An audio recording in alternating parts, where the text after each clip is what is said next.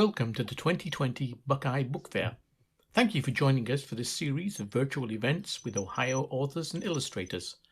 The Buckeye Book Fair provides an annual celebration of literacy through author visits, educational programs for K through 12 students, and events for people of all ages. 2020 Buckeye. All of the books featured today and throughout the entire Buckeye Book Fair are available for purchase at buckeyebookfair.org. Should you have any questions for the presenters, please click on the Q&A button and type them in the window that appears, and they'll be answered later in the session. Hello, and welcome to the 2020 Buckeye Book Fair Author-to-Author Mystery Writers Chat Panel Session. My name is Russell Cross, one of the board members for the book fair, and my role tonight is to introduce our panelists. Ohio-born, but now a Texas resident, Linda Castillo is a prolific writer and has many Amish mysteries to her credit. Her new novel, Outsider, is the 12th in a series about Police Chief Kate Burkholder, set in Ohio Holmes County amidst the thriving Amish community. Kristen Lepionka is the award-winning author of a series featuring her character, private investigator Roxanne Weary. Her fourth book in the series, Once You Go This Far, begins with the death of a nurse, but leads to much more sinister connections and a dangerous conspiracy. Jessica Strawser is the editor-at-large of Writer's Digest, where she served as editorial director for nearly a decade. Her newest thriller, Forget You Know Me, explores what happens when a video call between friends captures a shocking incident that no one was supposed to see. Andrew Welsh-Huggins, a reporter and editor at the Associated Press in Columbus, is the author of 5 mysteries featuring Andy Hayes, an ex-Ohio State and Cleveland Browns quarterback turned private eye. Andrew is both editor and a contributor to Columbus Noir, an anthology of 14 mystery stories, each set in a different central Ohio neighborhood. And here now is our guest moderator for the evening, Andrew Welsh-Huggins, with the first question for our assembled panelists. Hello, everyone, and thanks for joining us tonight. We're very happy to be here as part of the Buckeye Book Fair. We missed seeing everyone in person this year, but we're so excited to have this virtual opportunity. And I thought I would just start by asking our panel if you would just expand a little bit on the introduction. Tell us a little bit about your new book and maybe a little bit about what inspired this particular book. And we can just go in alphabetical order. So Linda, why don't we start with you? Hi, thank you. I am so pleased to be here. Definitely miss everybody. We'll miss seeing everybody this year. The title of my book is Outsider, and it is the 12th book in the Kate Burkholder Amish thriller series. And this book is actually a little different. It is set in Painters Mill, Ohio. And with this book, we learn a little bit about Chief of Police Kate Burkholder's, how she got into law enforcement. And we have an individual that Kate was good friends with when she went through the police academy in Columbus, Ohio. And trouble comes to town when that individual shows up in Painters Mill. And in the course of all of that, there's a blizzard bearing down on Painters Mill. And this visitor, woman from Kate's past, a lady that she went through the police academy with, takes refuge at an Amish farm. And it was a really satisfying book to write. And I myself actually learned a few things about Kate Burkholder. Very nice, thank you. Kristen, book 4, tell us a little bit more. Yes, so book 4 in my Roxanne Weary mystery series, Once You Go This Far, it starts with what appears to be the accidental death while hiking of a woman named Rebecca. She's a junior high school nurse, and Roxanne, my private investigator character, is actually present when this happens. She doesn't see what happens, but she hears it, and she winds up being at the hospital later with the woman who has been injured and later dies. And then Rebecca's daughter doesn't believe that her mother, who is a very experienced hiker, would have fallen into a ravine at High Banks Metro Park, just north of Columbus. So she ends up hiring Roxanne to see if she can figure out what might have happened. And it turns out that there is a lot more to the story than it initially appears. Thanks. And Jessica, as the introduction alluded to, your book opens with a scene that makes us all feel like it's never safe to be on Zoom ever again. So can you tell us a little bit more and just a bit about the origins of this book? Yes, I guess I didn't mean for it to be quite so timely since I wrote this book before this year, but it's called Forget You Know Me. I think I'm the only one here not writing a series. This is my third domestic suspense novel. They're all standalones, and they all take place at least partially in Ohio, and this one is mostly in Cincinnati. The story opens with a video call between two long-distance best friends, one in Cincinnati and one in Chicago. And they're doing what a lot of us are doing now, even locally, which is trying to catch up. They've been kind of out of touch. And so one of them's a mom and one of them's not. And the one who's the mom, her husband is out of town on a business trip. So she puts her kids down to bed and decides to have a happy hour catch up with her long distance best friend over video. And something happens where she leaves the room for a moment. A kid cries upstairs. She leaves the room for a moment and leaves the video camera rolling, and her friend sees a intruder enter her friend's house and shut the laptop, and the screen goes black, and frantically notifies the police and is trying to call her friend back. And when she finally gets through, her friend insists that everything's fine. She has no idea what she saw, but everything's fine. But obviously everything is not fine, and that one call ends up being kind of the catalyst that sends both of their lives separately and together, their friendship, into a tailspin. Very nice. Thanks. And I am Andrew Welsh-Huggins, and I am the editor of Columbus Noir, which is one of a series of books from Akashic Books, which are stories set in cities and states around the country and around the world, which focus on give a nice flavor of a city. And we have 14 contributors to that. Kristen, who is with us tonight, is one of those contributors as well. So I wanted to, I'm just gonna ask each of you a little bit more, and I think I'll just go backwards here. So Jessica, one of the things that I really enjoyed about your book was you have some very well-drawn characters, but who you parcel out their secrets slowly, and it's not until really the very end that we get the full story. And I'm curious if you can talk about your process for creating such well-drawn characters, but also how you work with their backstories and parcel things out without overloading early on. Absolutely. That's actually how I've built most of my novels. And so all of my novels, including Forget You Know Me, are told from multiple points of view. So the story alternates between the points of view of three characters. There's the two friends who are on the call, and the husband of one of the friends who was out of town and comes home to this mess. I'm really fascinated with the idea that everyone is sort of an unreliable narrator in their own life. People talk a lot about unreliable narrators in fiction regarding highly unreliable narrators, you know, like Amazing Amy and Gone Girl, where they're a narcissist and they're a psychopath and they're lying to you the whole time. But I'm more interested in the ways that just everyday normal people are, whether intentionally or unintentionally, not the most necessarily reliable narrator just by virtue of their own narrow perspective. So if I get in a fender bender with you in the grocery store parking lot, we're probably both going to go home and tell a different story about exactly what happened. And one of us won't necessarily be lying, but we both have a different point of view of what happened in that situation. And so I like, once I've hit on an idea for a story, I like to challenge myself to figure out who would tell that story in a different way, where you would really need every character's perspective to put the whole thing together.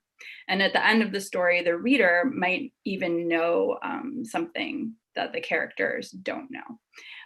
So that's what I've tried to do. And I think all three of my novels, and usually I do have a twist in mind that I'm building up to. I'm not an outliner. I don't outline the whole plot in advance, but usually I do have some sort of twist in mind that I'm building up to. And then it's kind of playing with the perspectives in how I'm going to get to that twist and what the characters are going to discover about themselves and each other along the way. Wonderful. Well, you certainly have a great twist in this one. I never saw it coming. Linda, you in this book have combined very realistic depictions of the Amish world, but also really gritty and realistic depictions of like big city police department things and corruption. And you also very successfully pull off doing this in two different tenses. And I'm wondering, can you talk a little bit about, did you have parallel research tracks as you created both the kind of the bucolic Amish life, but also the gritty city police department perspective? You know, that was actually one of the things that juxtaposition between the bucolic setting of Ohio Amish country and the introduction of something evil into that setting. That's one of the things that drew me to this series and Chief of Police Kate Burkholder. And you know, it's basically two different worlds. And you know, as far as research, you know, this is the 12th book in the series. And you know, it seems with every book I learn something new about the Amish. And one of the things that I try very hard to do when writing about the Amish is that I do try to depict them in a very honest and realistic way, a very respectful way. And, you know, in looking at, you know, Kate Burkholder's past, that's something that readers of the series, you know, they know that Kate Burkholder, Chief of Police Kate Burkholder, was, you know, born Amish, and she left the fold when she was about 18 years old. And this story actually gives a glimpse into how did she make that leap from being an Amish girl. You know, if you know a little bit about the Amish, you know that they generally only go to school through the 8th grade. You know, how did Kate Burkholder leave the Amish and you know, become a police officer? Not only that, how did she become the chief of police? So readers get filled in on that aspect of her background, which I think was, you know, very telling as far as Kate as a character. And, you know, I sort of build, you know, we have the blizzard in the background and sort of build, you know, the reader sort of knows that there's something terrible coming throughout the book. And that was one of the things that made this book so, you know, it was a fun book to write. Not all books are fun to write. You know, books are like children. They have different temperaments and you know, they're different to write. But this book I enjoyed very much. And the final showdown actually, you know, happens in you know, in Painters Mill, Ohio. And you know, it's sort of that introduction of something evil into this very bucolic small town.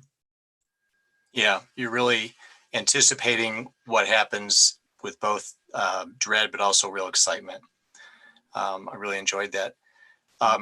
Kristen, one of the hallmarks of your books, I think, is Roxanne has such a distinctive voice. I think you could pick up any book, not even knowing that you'd written it, and you could tell it's Roxanne. She's funny, but she can also be a little self-deprecating.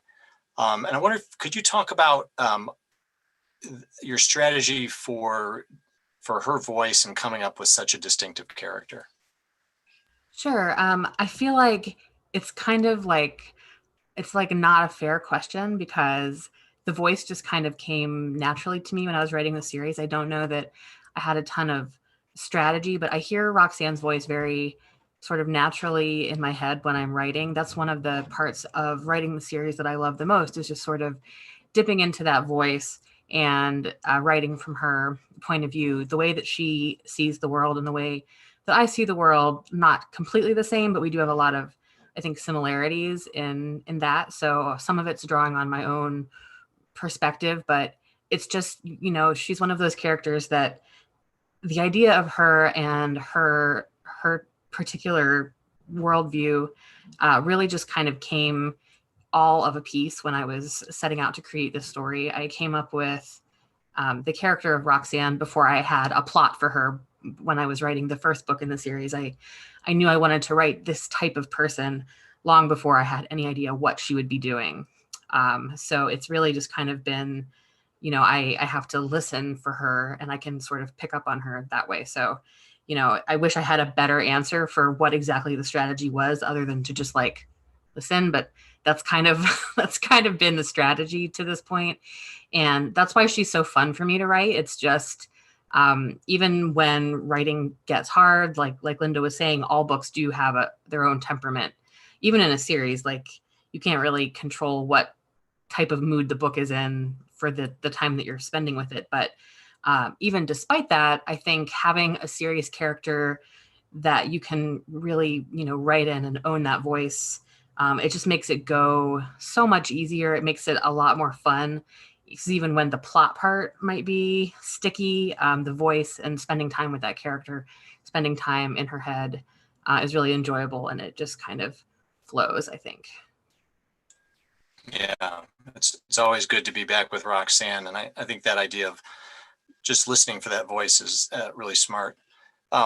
Well, sticking with you, Kristen, I guess just for the next question, kind of an obvious one. While mysteries are so popular right now, it's always been a very popular genre, but it seems more so than ever. And I'm curious, why do you think mysteries are doing so well now? And are there any particular reasons for that? And are there any particular trends you think we're going to see or not see? I mean, are we done with unreliable narrators? Is there something new coming around the bend? What do you think about that? I think that calling anything a trend is like dangerous. Like I saw an article, I didn't read it. So I don't even know what it was about, but it called female-led thrillers a trend. I just saw this the other day and I was like, that's not a trend. Like books that are about women, that's not a trend. But I definitely think that as our world has grown increasingly terrifying, there is something to be said for reading crime novels where the bad guy goes away in the end. Like in life, in our current reality, like you don't know what's going to happen. The end of the story hasn't been written yet. And that's even aside from the pandemic situation. Like in a mystery novel, you know that there's going to be some sort of conclusion and it's going to be satisfying in some way.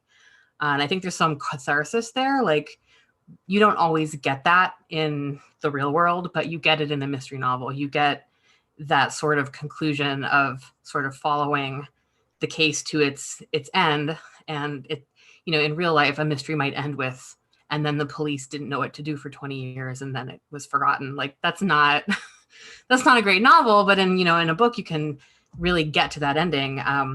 If anyone's read the brilliant book, Manhattan Beach by Jennifer Egan, she has this brilliant line in it where the main character is describing why she likes to read mystery novels. And she says something like, it's about taking diffuse danger and winnowing it down to one corrupt soul, which I feel like is very true. Our world is full of danger, but in a mystery, you have like a clear target. Like there is the antagonist, you know exactly who they are, which is very different from, the gray areas that we all live in. So I think that is definitely a big part of why they're so popular and really have been forever. Yeah, thank you. Linda, what do you think? Why mysteries? Well, I think a big part of it, Kristen, that is such a fantastic answer. And I have to say, especially, with everything that's going on right now, escapism is a big part of it. I think that mysteries are, they're a thinking genre. and they're fun. They're thinking, you really have to think about, the characters, the minor characters, the red herrings. You have to think about their motivation. I think there is, even though my books tend to be pretty dark sometimes, there is a comfort in returning to characters that if you like to read a series. There's comfort in returning to places that and so I think mystery novels are just a wonderful distraction. I think they are fun. I think they require a lot of thinking, not in a bad way, but in a good way. And, there's always that there's an element of escapism in there too, that I personally, I just love. I love to be able to, escape to a world like that, escape to a fantastic mystery. Nice. Now, Jessica, Linda, and Kristen both write series. You write standalones. How do you approach this question of the popularity of mysteries with a standalone? Because when people come to your books, they're going to know a particular style, but obviously they're not returning to a particular character. Well, those were both such smart answers that I was trying to think as Kristen and Linda were both talking, what I could even possibly add. But I think building on what they both said about escapism right now, and about, Linda was kind of touching on, a mystery is a genre that really invites the reader to participate in the story. I think above all other genres, they're actively invested in trying to figure this out. It's like a game to figure out what's really going on before the protagonist does. And I think that those elements of mystery play really well with other genres. I think mystery above all else, and my books are really, sometimes they're categorized as suspense, sometimes they're categorized as women's fiction, contemporary fiction, book club fiction. I feel like I'm writing at the intersection of genres, and I think that mystery does that probably better than any other genre. You have romantic suspense, you have historical mystery, you have the side of domestic suspense that crosses over into women's fiction, which is the space that I'm writing in. So I think that it's a genre that can hook readers no matter what kind of other writing they're drawn to. And I think that is part of what makes it so ingrained and so endearing. It can evolve and constantly be changing, and yet it still has those same, that same appeal that we've all been looking for ever since, Agatha Christie. And hopefully when we get back to going to beaches, we'll have plenty to read. Everybody's hinted at this, but I'm just going to throw a common question out.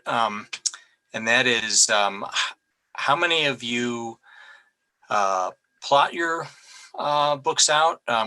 All three of you, these new books are all very multi-layered, and there's a lot going on them. So what's your approach for plotting something out, or, as the expression goes, writing by the seat of your pants and not really knowing much about when you get going? Linda, how do you go about this? Well, if you're a writer, and I've been writing for many, many years. This is the 12th book in the series. You have pantsters and you have plotters. I happen to fall into the plotters category. A lot of writers do not like writing a synopsis. It's like pulling teeth without anesthesia. I happen to love writing synopsis. Where you basically outline the story. Usually I come up with just sort of the kernel of an idea. Usually it begins with some kind of crime or something like that. And, you sit down in front of your computer and you just kind of run with it. You take the characters that you create the characters who are new to the series, or the characters that the reader is not familiar with, and you just sort of run with it. And I really use the synopsis I use it as a plotting tool. and it's really, really helpful. So I sort of plan and plot everything out before I ever start the story. And invariably, nothing ever goes as planned. And so, somewhere along the way, the book is going to take a right-hand turn. And, if it's a better idea, I just go with it. Hopefully it's a better idea. Things change. And so it's kind of a fluid thing. But when I start a book, I have the general idea of the characters and what happens, the crime, and then the resolution in my head. Kristen, how about you? You're setting out on another adventure for Roxanne. What's that road ahead of you look like when you start out? Well, I'm one of the writers who absolutely hates writing a synopsis. I have spent a lot of time fighting with my natural impulse to be a total pantser. And I am a work in progress in this way. I wish that I could be more organized with my process, but anytime I really try and I really do a lot of detailed outlining, I wind up sticking to the outline even when I get to a point where I know that I have a better idea. Like I have a hard time following the better idea. I'm like, it's written on the synopsis. This is what I have to do. So part of it for me is really following the characters around to see what they do. It's not so much about me deciding what they do, but a lot of the plot winds up ultimately being determined by the way characters interact with each other, which I don't really know until I'm actively writing scenes with characters playing off of each other. But that being said, when I kind of am in the place of deciding this is the idea I'm going to pursue, I always start with sort of the thing that's like 3/4 of the way through the book that is sort of like the final twist is sort of what I start with. And once I have that, I can really sort of begin marching towards that. But like, to me, that is the idea of the book. And I can't just sit down and start writing from the beginning with no clue where the story is going. If I did that, I would write like 200,000 words and still not reach a plot. Like, I absolutely know that's what would happen. But once I have that, like, this is what this book is at its heart, then I'll go back to the beginning and sort of see how things are going to set themselves up to ultimately get there. Jessica, not that many characters in Forget You Know Me, but wow, a lot of moving parts and lots of back and forth. How about you? How much of, when you were starting that book out, how much did you know about where everybody was going and what was going to be happening? Yeah, a smart person would have figured all of that out in advance, but I figured it all out in the revising process the hard way. Kind of like Kristen was saying, I would just rather, I guess from now on, if I have to write a synopsis, I'll call Kristen and we can maybe like drink a bunch of wine and complain about it for a while. What no one I'm a pantser who wishes that I was a plotter. Because what nobody really tells you when you're starting out and everyone's like, oh, are you an intuitive storyteller? Are you a planner? What nobody tells you is that your publisher is going to want you to be a planner, whether you're a planner or not. So once you start getting on this pace of, signing a new contract every year and they want to know what the new book is going to be, I'm sure there's a certain level that you can get to where you can just say, it's going to be another book from me, so it's going to be fabulous. And then the publisher is like, sure, but I am not at that level yet. And so, you have to come up with a synopsis. And I do think that process that is where I've really focused most of my growth as a writer. I just turned in my manuscript for my 2022 novel. And that is actually probably the closest manuscript to a synopsis that I've ever turned in. So I think I actually am getting better. I think a synopsis, it's a really helpful exercise. It forces you to think through all these mistakes that you could make in your story. It forces you to really get to the heart of, I can understand why Linda says she likes it so much, because it forces you to get to the heart of what is driving your characters, why these things are happening. But as Kristen said, I usually, I'll figure out basically where I want to get to, but I still don't really know how I'm going to get there. Writing that synopsis helps you at least figure out the stops you need to hit on the route for the story to make sense in the end. But for me, I do a lot of the nitty gritty figuring out of all the elements in the revision process, which it's a good thing nobody can see it because it's Let's follow that up a little bit. Like a lot of writers, I think the thing I like most about writing is having written. And speaking of revision, I'm curious if you could describe just a little bit about your actual process in terms of both just the nuts and bolts of when you write, but also what's your process for writing a draft versus editing as you go along? Kristen, how do you approach that? Anytime someone asks me questions about process, I'm just like, oh no, I'm going to reveal myself to be a fraud because I don't have a clear process. The creative process or the creative act for me is a lot of like showing up and seeing like, will the mail come today? I guess, and just sort of like waiting around for the mailman. And some days there's not any mail. And like, you just have to be okay with that. But, I think that writing in the mornings before my head gets full of all of the day's events is really important. I need to like have time to write before I start checking emails, because then, you check email and you're like, well, I'll just spend 5 minutes on this one thing. And then suddenly it's like 7 p.m. and you're like, what? So that's something that I have really learned a lot about myself during this whole pandemic situation of like being at home and like having no normal routine. I've always been, for the last couple of years, self-employed, and I've worked from home, but I had different types of routines.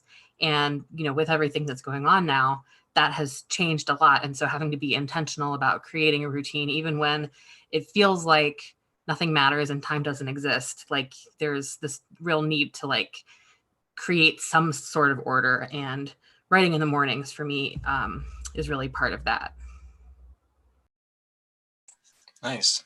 Linda, how about yourself? Morning, noon, evening? I am a morning writer. I like to get up early, coffee, and then I go directly to my computer. I know myself well enough. I've written enough books to where I know that as the day wears on, my brain just sort of gets clogged up. Kristen, that was such a wise answer. And I so identify with a lot of what you said. I'm just fresher in the morning. I'm more clear-headed, and I really like to sit down and write. Every book is a little bit different. Some books, sometimes I don't even know why. Some books are easier to write, and there are some books that are just very difficult. And I, haven't really even figured out why, the rhyme or reason to that. But, I think getting to it in the morning, at least then, clear-headed. I usually try to get maybe, if I can get 10 pages done in a day, it is a really good day. Sometimes those pages, sometimes every word really is like pulling teeth without anesthesia. It's just really difficult. And, it's a messy process. I have spent days writing sentences and scenes, and, at the end, they go by the wayside, they get tossed. And, it's never fun, but it's just a messy process. And I think over the years, I've just learned to accept it. That's just the way I work. Okay, Jessica, it's 2-0 for morning writers. How about yourself and, your writing and your revision process? I'm not a morning person. I actually wrote my first 2 published novels. I had a day job at the magazine, and I had infants and toddlers, and I wrote them after my kids were asleep at night. I've since shifted to being a daytime writer, but for me, in spite of my story planning being the mess that I described earlier, I'm actually a really disciplined writer. I think because I started as a journalist and as an editor, I have benchmarks that I like to hit, if not every day, every week. I'll have in my head, this is my word count that I want to hit every day. And if I hit it at noon, great. And if I don't hit it until 11 p.m., too bad. I still have to hit it. It will eat at me. I don't let myself off the hook on things like that very often. So I think for that reason, I have a harder time with the parts of the process that are more difficult to measure, revision being one of those, because sometimes you just have those days where you realize you've spent like 2 hours staring at the same page, and it drives me insane because you actually might be accomplishing something really important, but it doesn't feel like it at all in the moment. And so, and that's actually the process that I was, have been in for the past few months, like during this pandemic of over the summer, not having childcare, having, my kids in my house all day and things. So it was really challenging to, kind of find new ways to measure that forward progress. And maybe it did then have to become, I have 2 hours to devote to this today, and whatever I achieve in those 2 hours, that has to be it. But for me, it's just momentum. I'm a really big believer in the power of forward momentum. It doesn't have to be writing every single day, but at least 5 days a week, just riding that train of momentum and hammering at it every day and hoping that it's going to get you somewhere. Shifting gears just a little bit, one of the conversations that has been in the mystery writing world, and frankly all over the place, recently has been about some of the big reckoning points we've been looking at culturally in the past couple of years, the Me Too movement and the Black Lives Matter movement and everything that's gone on this year. And there's quite a conversation going on about how those cultural reckonings affect mystery writing, and if there are things we should be doing differently going forward. And I'm really interested to hear what people think about that, and if there are elements of mystery writing that may fall by the wayside because of these new understandings we're coming to. Linda, do you have any thoughts on that? Well, I'm, always, aware of things that are happening, in the news and culturally. Of course, my protagonist, Kate Burkholder, is a chief of police in a small town. And, so I'm pretty aware of, things that, police, the police departments, perhaps not necessarily small town, but, things were happening, especially over the last, probably the last year or so. And, I started writing Outsider, I don't know, probably a year and a half ago. And it was before a lot of this happened, but it just coincidentally, I happened to touch on police corruption. And I don't know if you recognize that first scene in the book, and it's basically a no-knock warrant. And you are in the point of view of the character who is inside the house at the time of the no-knock warrant. And, all of that is coincidental. I didn't know about all of this other stuff when I started writing the book.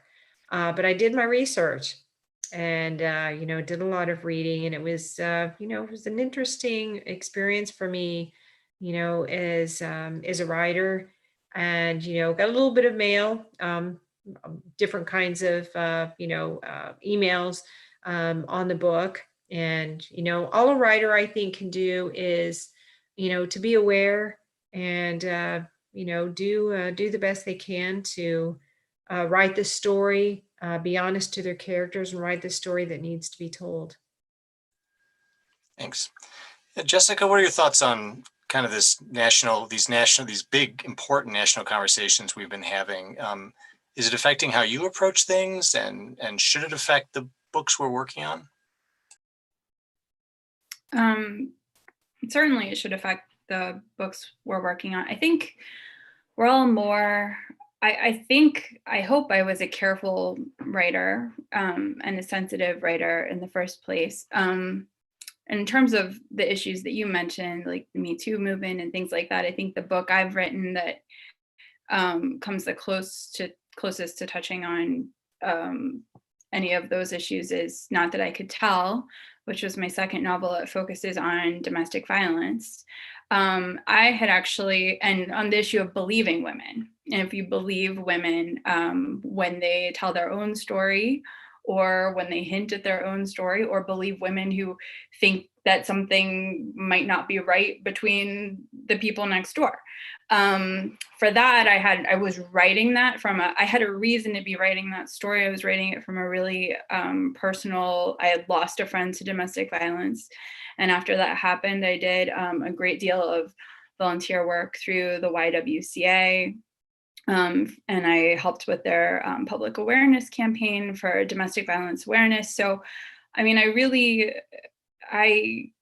was aware of the complexities of that issue, which is why I wanted to write about them. But I also wanted to be, really careful in how I did it. I think, like Linda said, it was just in, doing the research and recognizing when you're not the right person to make a determination about whether or not something is appropriate or offensive. And in that case, bringing in somebody else to read it for you and give you some honest feedback. A sensitivity read or a beta read, I think, can be really important as well. Kristen, Roxanne and some of her friends and colleagues actually do a really good job of calling people out on racism and sexism, and that seems to be a really important part of your books. And how do you deal with that, and how do you think it should be dealt with going forward? Well, I would say that mystery novels have always, to some extent, been social novels, and so they reflect the natural, real sort of cultural landscape in their settings. And so it's very important that mystery novels keep an eye on the changing consciousness regarding sort of the Me Too movement or Black Lives Matter. It would be extremely off key to just ignore that. And I really think that the idea of the police being infallible or never wrong, or the idea of these, hero cops who go out and, are aggressive with suspects or, commit acts of violence against civilians, that's the kind of stuff that's, cop shows from 20 years ago are full of. And it lands really differently now. And the same is true for books. We can't treat police characters the same way because of everything that we have learned in the last, few years. I think it's really important to accurately reflect that in the kinds of stories that we write. Sure, there are plenty of good cops. There are also some cops who are bad people, and that's not a plot point. That's a fact. And it's really important that we don't sort of glorify that role or glorify the idea of beating up a suspect to get an answer. It's not okay. It's never okay. It's never been okay. But for some reason, for a long time, sort of in the crime fiction or crime television genre, it's been sort of almost a throwaway joke. You watch an old episode of Law and Order and it's uncomfortable to see the way that we used to be really comfortable with letting that happen as part of the story. And I think that obviously this is a change that is important for our society as a whole, but it's really important for mystery writers to sort of adopt that new consciousness sooner rather than later. Our genre has not always been quick to adjust and adapt, especially if you look at the way mystery novels have treated queer community for a really long time. It's just sort of behind the general curve of things. And so that's just really something that the books should reflect the kind of world that we are actually living in. And so we can't just ignore police violence and pretend it's not a thing and continue writing stories the way we would have written them, in the early 90s. That's just not an option anymore. And I think that the quicker that we can sort of reflect that reality in our work, definitely the better. Thank you. We're getting pretty close to the time where we're going to take some questions from people on the Zoom call. So I was going to ask just real briefly, could everyone just maybe give a little bit of advice to that person out there who is about to undertake their first book, their first mystery novel? Any good cheer you can give them as they start on their way? Linda, any thoughts? You mean writing? Yeah, somebody who's about to write their first mystery. What advice would you give them? I would say to love what you do. I think that's really important. I think that is the thing that will drive you. And, it's almost a cliche, but don't give up. It's not easy. Don't give up. And, I've been told that I'm a hard-headed person. And I think in terms of getting published, that trait has served me very, very well. I think you have to keep going. It's not an easy business. Love what you do, read a lot. I love to read a lot of the big debut novels in the genre that I'm trying to write. And I think that really helps as far as market research. Keep reader expectations in mind. Readers expect certain things when it comes to a mystery novel. And you as a writer, you have to know what that is. So that's probably my best advice. Great. Kristen, real quick, give us some advice for getting started. I would say that above everything else, write the book that you most want to read, because chances are someone else out there has been wanting to read that exact book as well. You can't worry about writing to the market or writing what other people want. It'll never come out the way that you like. If you're writing for someone else's expectations, it's not going to come out the way you want. So you really just need to be true to your own voice and your own perspective, and just write the book that you want to make exist, and really just go from there. Very nice. Jessica?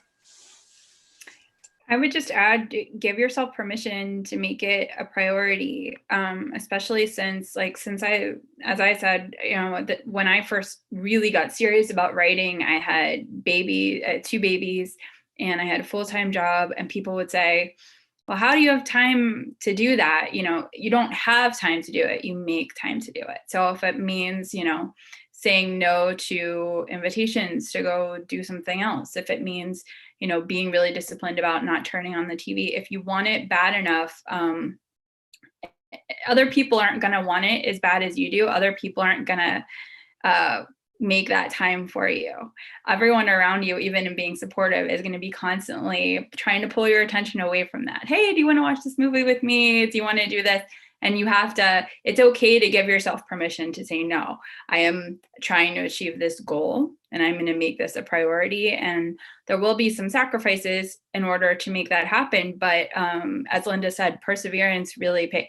It's even as a career author, it's what I said earlier about forward momentum. It really is half the battle. People who stick with it more often than not are the ones who make it. You make time to do it. I really like that. Thank you. So Jared, I think we're at the point where we're ready to hear from some people on the Zoom call. Sounds perfect. We have 4 questions. And at this point, Andrew, I'm going to give you the first one since you've been asking all the questions. It'll be your chance to answer one. We have someone who asked, how do you balance your news writing for the AP and your mystery writing? Is it hard to shift gears? Yeah, that's a great question. So I am a full-time reporter, and there's a 2-part answer to that. One is just the logistics of it. I do I guess we're 4-0. I'm also an early morning writer. So I do my personal writing first thing in the morning before my job starts as a reporter. So I have to shift gears. And not so long ago, that actually meant getting in a car and going to an office. Now it just means logging on to a different word processing program. But mystery writing and journalism, they feed off each other for sure, but they're also very different animals. And I actually try to keep somewhat of a firewall between them. Certainly, if you've read any of my books or stories, you're certainly going to see headlines that I've written as a reporter. But in terms of crafting fiction versus writing a story, I think there really are sort of two different types of writing. Both inform the other, but I try to always remember that that they are also different animals. And sometimes I have to remind myself of where I am in my day and what I'm working on. So I would say it's complementary, but sometimes conflicting as well. Yeah, very good. We'll turn to Linda, and you have a question, which is, what drew you to start writing about the Amish community? Oh, that's such a good question. Well, I'm originally from Ohio. I'm actually from farm country in the western part of Ohio. And I originally started my career writing romance. And I did that, wrote for a couple of different publishing houses. And I wanted to write a breakout novel. And I've always been a lover of plotting. And I wanted to write a high concept breakout book. And I was able to come up with a very good plot, mystery plot. I wanted this book to be a big mystery. But I knew that in order for this book to be successful, it was going to have to somehow stand apart from the rest of the pack. I had been in publishing for several years by this point. And happenstance trip to Ohio, probably in about 2005, 2006. I went to Fredericktown, Ohio with my sister and brother-in-law. And, we're standing out in front of this 200-year-old farmhouse. I hear the clip clop of shod hooves. And lo and behold, this Amish buggy comes down the road. And in that moment, I started thinking about this high concept mystery plot that I had been thinking about for so many months. And that was the moment when I realized that the thing that story was missing was in a unique setting, like an Amish country setting. And not only that, but perhaps a character who was formerly Amish. And that was really the moment that I knew that I was going to set this series among the Amish. That's amazing. You can pinpoint it to that exact moment. A question for everyone, and I don't know who of you do or do not have this. So the question is, if you have audio versions of your books, how do you select the reader? And have you had the same reader for all of your books? I can answer that. I do have audio books, and Kathleen McInerney is my narrator. She came to me through my publisher, St. Martin's Press, Minotaur Books. And I've had the honor of meeting her a couple of times in virtual events. And strangely, my husband and I just recently moved, and we did a lot of road trips. And rather than him reading the books, we listened to the audiobooks during these trips. And so it was very strange for me to listen to these books that I had written. Kathleen McInerney is absolutely fabulous. And I did not choose her. Minotaur Books did, but it's just a beautiful match. And strangely, even though I'm the author, I enjoyed listening very, very much. Very good. Does anyone else have a response to that question? Yeah, I also have audiobooks. My audio publisher, Blackstone Publishing, selected my reader, Allison Ryan, and she's fabulous. She's done all of the books. She has the absolute perfect voice for Roxanne Weary. She's just so wonderful. And over the summer, when I had my online release party for my fourth book, I actually invited her to be like a special guest at the event, and she performed the first chapter, which I had like listened to snippets of it because I wanted to hear what her voice had sounded like, but I'd never really sat there and listened to her read an entire scene. And it was wonderful. Like, it was very exciting to hear, not just to hear her reading my words, but to hear her really like acting out the scene. It just really brought it to life. It was wonderful. Very exciting. And I have audio versions of all of my books, and being that it's not a series, they all have had different narrators. Interestingly, at the beginning of the process, there was no, I knew that my publisher was making an audio version. I got a Christmas card from Macmillan Audio that said, "We're having fun making the book." And then I got the CD. I had no idea who the narrator was going to be. I wasn't involved at all, but a couple books later, they sent me some snippets of some narrators reading and asked me to choose the one that I felt was the closest match. I don't know if I graduated to that level or if they just changed their process. But this time, for my book that's coming out in March 2021 called A Million Reasons Why, is the first time they actually had people audition for my audiobook and read my first chapter of my ARC and sent me the auditions and had me choose that way. It was really kind of fun and interesting to be involved in the process on that level. So I think it really depends on, who your publisher is and what their process is, whether or not the author is even involved, and to what degree. Great. And sort of a follow-up to that, another question was if any of you have had books made into movies or television, and sort of the same question, but not about the reader, but do you feel the characters were as you wrote them? Were you able to get the narrative and were they portrayed accurately? Well, I can answer that. The first book in the series, the Kate Burkholder series, Sworn to Silence, was made into a 2-hour original Lifetime movie. And Nev Campbell was Kate Burkholder. And it was a very exciting experience. Nev Campbell, of course, she's extremely talented. She did a fantastic job. Unbeknownst to many, she was actually 4 to 5 months pregnant when she did the role. And I talked to the producer, Barbara Lieberman, a few times during the course of filming. And she said, it's kind of a joke that's going around the set. What are we going to have Nev carry today? And if you look at the scenes in the book, in the movie, she's either got a big winter coat on. It takes place in Ohio, the dead of winter in Ohio. She's either got big scarves or a coat, or she's carrying files or something like that.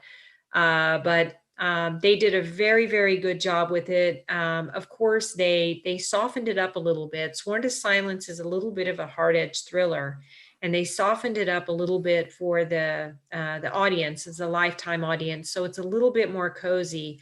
One of the things that they really, really did well was the depiction of a small Ohio town, Painter's Mill. It was filmed in Toronto, Canada.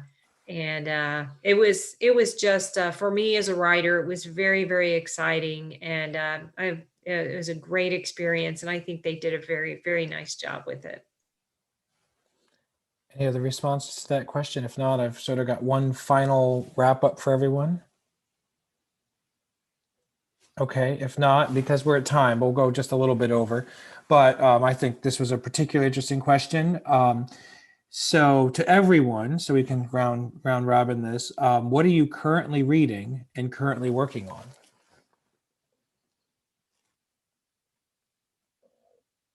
Who'd like to start? Go ahead, Lib. I can just tell you that I am actually reading an advanced reading copy of a local Ohio author that I met at the Buckeye Book Fair, Robin Yoakum, and just started the novel. And Jessica, I can tell you that I have also started your novel. That opener where the the two friends are Zooming. They're on the Zoom meeting, and then the dude walks in and closes the absolutely riveting. And Kristen, I have to tell you, I've read several of the Roxanne Weary books, and I absolutely love the character and just really good stories. I just really, really enjoy. So that's sort of where I am right now. Thank you.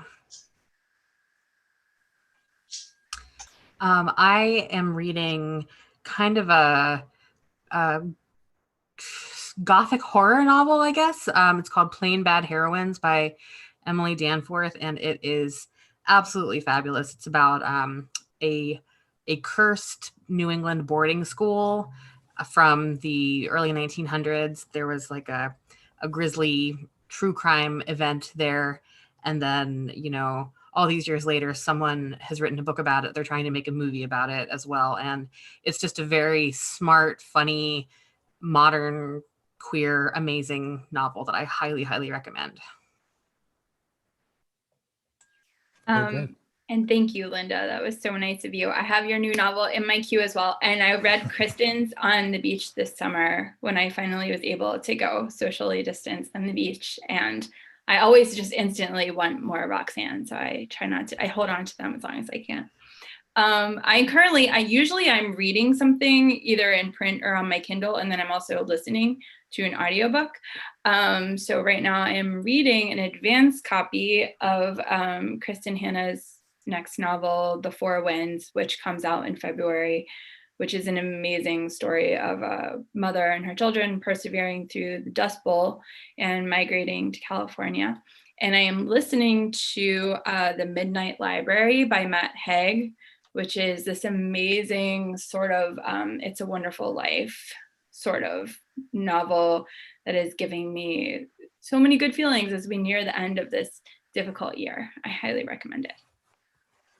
Thank you. And Andrew? I just read everyone's book, all your new books, and enjoyed every one of them. And before that, I've been catching up on some of my private eye reading, and I just read Alex Segura has a great series set in Miami, the Pete Fernandez series. So I just read the first one on that and really enjoyed it. Well, very good. Well, we are at time. So to a few of the participants, there were a few questions I just don't think we unfortunately have time for, but I'd just like to thank each of you for your participation tonight. It was a completely exciting panel. Lots to learn about the process of writing and each of your motivations. So I thank you all for that. And hopefully next year we'll all be in person again at the book fair. Hope so. Thank you. Right. Yes. Looking forward to it. Thank you. For having us. Thank you.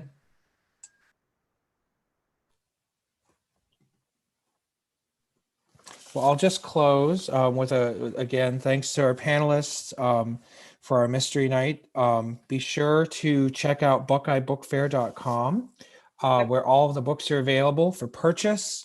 If you purchase them, we will send an autographed book plate, and you can learn about the other presentations and activities we have coming this week. So again, thank you all, and everyone have a great evening. Okay, you too. Thank you.